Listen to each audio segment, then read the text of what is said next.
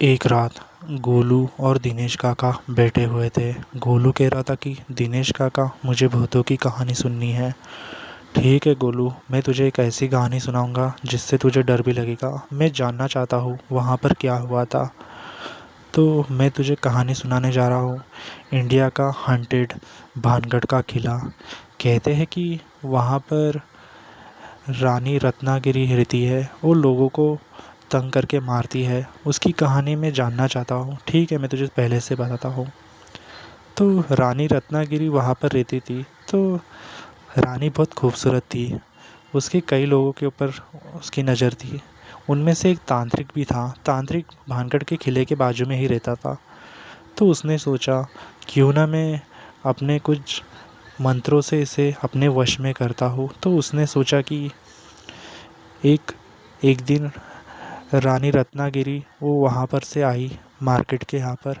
तो उसने, जो तांत्रिक था, अपने मंत्रों से उसने एक सेंट बनाया और मार्केट में ले गया।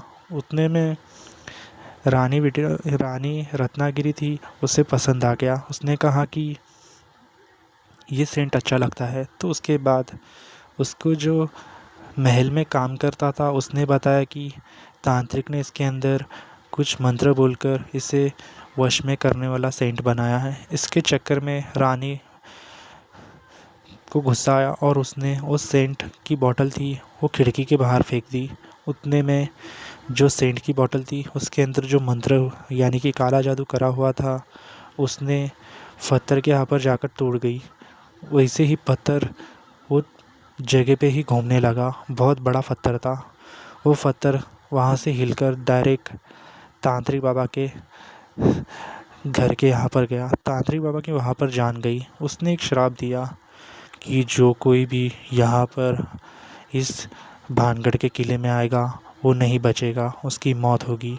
उसने इतना बड़ा श्राप देकर उसकी ऑन द स्पॉट मौत हो गई। उसके बाद वहाँ पर मुग़ल लोग ने हमला कर दिया। उसमें से करीब 10,000 लोग भानगढ़ के किले में मारे गए। उनमें से कोई बच्चे या औरत और बुज़ुर्ग लोग भी थे। उसके बाद रानी रत्नागिरी थी, उसकी भी मौत हो गई। उसके बाद आज मैं तुझे और दोस्तों की कहानी सुनाता हूँ। एक का नाम रवि, दूसरे का नाम संदीप। ये दोनों बहुत ख़ास दोस्त थे। इन लोग को कुछ पता नहीं था, इनसे गड़बड़ हो गई थी। उन्होंने कहा कि चलना भाई भानगढ़ के किले में, वहाँ पर ही ब्लॉग शूट करते हैं। तुझे नहीं लगता कुछ गड़बड़ होगी? अरे कुछ नहीं, ये सिर्फ फिजूल की बातें हैं और कोई बात नहीं। तो उन लोग ने, वहाँ पर गार्ड था, उसे पैसे दे दिए। उनने कहानी बहुत सुनी थी भानगढ़ के किले की। तो उन्होंने यकीन नहीं किया। उन्हें लगा कि सब मजाक कर रहे हैं। इसके वजह से उस गार्ड ने कहा, 6 बजे के पहले वहाँ पर जाना मना है। तुम पैसे देकर मुझे ख़रीद लिए हो, पर मैं किसी को बताऊँगा नहीं।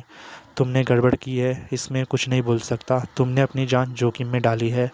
आगे कुछ भी हो गया तो मैं ज़िम्मेदार नहीं। उसके बाद उसने इतना बोला और रवि और संदीप भानगढ़ के किले में एक ब्लॉग शूट करने गए। उसने कहा कि यहाँ से लेते हैं। उतने में रवि को एक फ़ोन आ गया। उसने कहा कि मैं साइड में जाकर बात करता हूँ, तब तक तू तेरा ब्लॉग शूट कर ले। तो संदीप अपने ब्लॉग में वहाँ पर दिखाने लग गया। जैसे ही रवि फ़ोन पर बात कर रहा था, उसकी फ़ोन पर बात ख़त्म हो गई। उसने कहा कि कुछ नहीं, बस भानगढ़ के किले में ब्लॉग बनाने आया था। इतना बोलते ही वहाँ पर उसे पायलों की आवाज़ सुनाई दी। ऐसा लग रहा था कि कोई लड़की वहाँ से भाग रही हो सीढ़ियों के वहाँ पर। तो रवि ने जाकर देखा। उसे लगा कि संदीप मजाक मस्ती कर रहा है। इसके लिए उसे पकड़ने के लिए वो वहाँ पर गया। फिर उसने कहा, संदीप तू ही है क्या? वो कुछ बोला नहीं। उसके बाद उसे एक दुल्हन दिखाई दी जहाँ पर भानगढ़ के किले के यहाँ पर। वो बहुत ज़ोर ज़ोर से रो रही थी। ऐसा लग रहा था कि मानो उसे कोई तकलीफ़ पहुँचा रहा हो। एक कोने में जाकर वहाँ पर सीढ़ी के यहाँ पर जाकर रोने लगी थी। रवि वहाँ पर गया और उसने कहा, कौन है आप और यहाँ पर इतने रात में क्यों रो रहे हो? तो उसने कहा कि तुम्हें पता नहीं मैं कौन हूँ? तो उसने कहा कि मुझे बताइए कौन है आप, मैं जानना चाहता हूँ। तो उसने कहा, मेरा नाम रानी रत्नागिरी है। उसने सोचा, अरे ये तो वही है उसने कहा कि तुमने गलती की यहाँ पर आकर, आज मैं तुम्हें ज़िंदा नहीं छोड़ूंगी। उतने में जो दुल्हन थी वो हवा में उड़ रही थी। उसका चेहरा बहुत भयानक हो गया था, उसकी आंखें लाल, और उसने दुल्हन के कपड़े पहने हुए थे। उसके हाथ और पैर में खून लगा हुआ था। उसे देखकर रवि की चीख निकल गई। उसके बाद संदीप ने वो चीख सुनी, उसने ब्लॉग बनाने का रोक दिया। वहाँ पर उसे भी वही दुल्हन दिखाई देने लग गई। तो उन लोग यहाँ वहाँ भागने लग गए। संदीप ने कहा कि कौन हो आप और यहाँ पर क्या कर रहे हो? उसने कहा कि मैं रास्ता खो गई हूँ, तुम मेरी मदद करो। उसके बाद उसने कहा क्या मदद चाहिए मुझे बताओ। उसने कहा कि मुझसे चला नहीं जा रहा, तुम मुझे पकड़कर इस किले में से बाहर निकाल दो। उसके बाद रवि की चीख सुनाई दी। उसके बाद संदीप ने उसे पकड़कर भानगढ़ के किले में ऊपर ले जाने लग गया। उतने में उसने देखा उसके हाथ और मुंह पूरा सफ़ेद हो गया था और उनमें से खून आ रहा था। उसे देखकर वो काफ़ी डर गए। उसे लगा कि कहीं कुछ गड़बड़ है। तो उसने कहा तुम दोनों मेरे हाथों से मारोगे, तुम दोनों बचोगे नहीं। मैं रानी रत्नागिरी हूँ, तुम में से कोई भी नहीं बचेगा। तुम्हें यहाँ पर आकर गलती की भानगढ़ के किले में। तो उन्हें काफ़ी सारे लोग दिखाई देने लग गए जो कि वहाँ पर मौत हो गई थी। उन दोनों एक दूसरे को पकड़े हुए थे। ऐसा लग रहा था कि मानो उन्हें कुछ भयानक चीज़ देख ली हो। जो लोग थे काफ़ी भयानक थे। ऐसा लग रहा था कि मानो कोई ज़िंदा नहीं बल्कि काफ़ी टाइम से वही फंसे हुए हो। उनका चेहरा वेरा सब अलग ही लग रहा था। ऐसा लग रहा था कि मानो उनके ऊपर काफ़ी जुल्म हुए है। उन लोग की चीखें निकल गई। रानी रत्नागिरी थी, उसने दोनों के हाथ और पैर दोनों पकड़ लिए थे। उन दोनों चिल्ला रहे थे। उन लोग ने कैसे तो करके वहाँ से अपनी जान बचाई और भानगढ़ के किले के यहाँ से बाहर निकल आए। फिर उन्होंने कहा यार रवि, तेरे चक्कर में आज जान चली जाती थी। ब्लॉक के चक्कर में हम यहाँ पर कभी नहीं आएंगे। इतने लोगों ने बोला है भानगढ़ का किला भूतिया है, वहाँ पर किसी न किसी ने को देखा है। हमने उनका मजाक उड़ाया, आज हमने अपने आंखों से देखा, अब हमें यकीन हो गया। फिर उन दोनों ने वहाँ से फटाफट अपने गाड़ी के यहाँ से आ गए।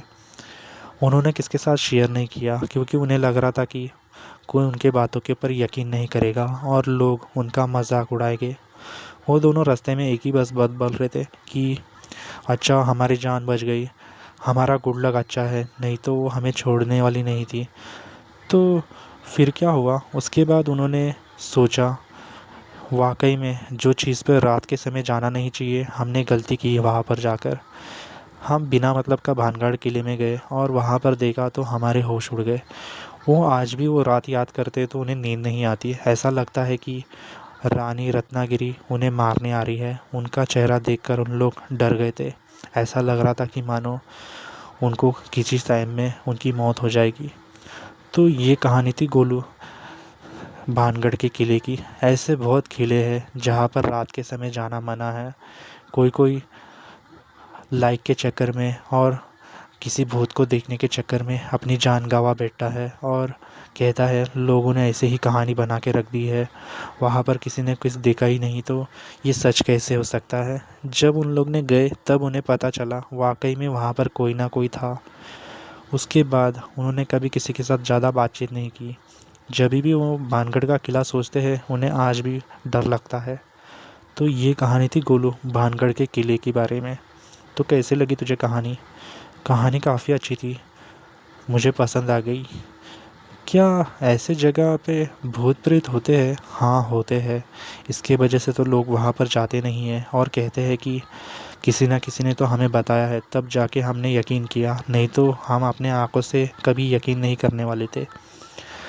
दोस्तों, अगर हमारी कहानी आपको पसंद आती है तो हमारे चैनल को सपोर्ट करो। क्या आपके पास भी ऐसी डरावनी कहानी है?